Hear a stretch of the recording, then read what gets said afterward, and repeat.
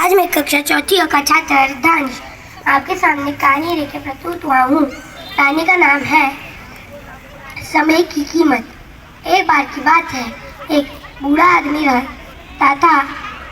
वो अपने बेटे से बहुत परेशान था क्योंकि उसका बेटा समय की कोई कीमत नहीं रखता था और बस गांव में इधर से उधर घूमा करता था। एक दिन उसने अपने बेटे को सबक सिखाने की एक योजना बनाई।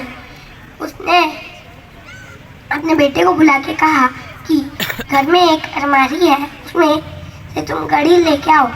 जब वो लड़का लेके आया तो उसके पिताजी ने उसको कहा कि तुम बाजार में जाओ और इस घड़ी की कीमत पूछो। वो बाजार में गया और सबसे पूछी। किसी ने 500 बताई, किसी ने 1000 तो किसी ने 800।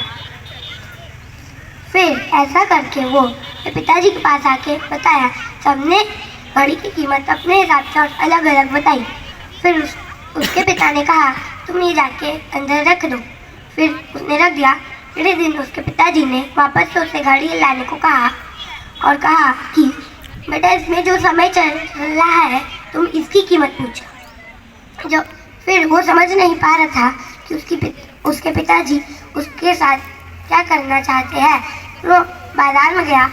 फिर कुछ लोगों ने सोचा कि इस लड़के की मानसिक स्थिति ठीक नहीं है, कल ये घड़ी की कीमत पूछना है और आज इसके समय की। इसलिए कुछ लोगों ने उसे भगा दिया, कुछ उस पर हंसने लगे। आखिरी में उसने सोचा कि ये मेरे साथ क्या हो रहा है। फिर वो एक बूढ़े आदमी की दुकान पे गया। बूढ़ा आदमी बहुत व्यस्त था। उसने जैसे ही उससे सवाल पूछा, बूढ़ा आदमी समझ गया कि वो उससे क्या पूछना चाहता है। फिर बूढ़ा आदमी अपना थोड़ा समय निकाल के कहा कि बेटा ये जो घड़ी का तुम समय पूछ रहे हो इसकी कीमत कोई भी नहीं लगा सकता। ये समय तुम चाहे अपने कितने भी करोड़ों रुपए दे दो पर तुम अपनी ज़िंदगी का एक सेकंड भी वापस नहीं ला सकते हो।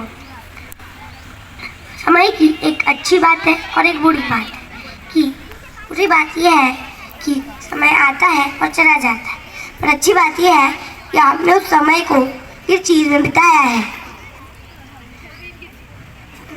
दिन में सबके पास 24 घंटे होते हैं, चाहे वो अमीर के पास हो चाहे वो गरीब के पास हो।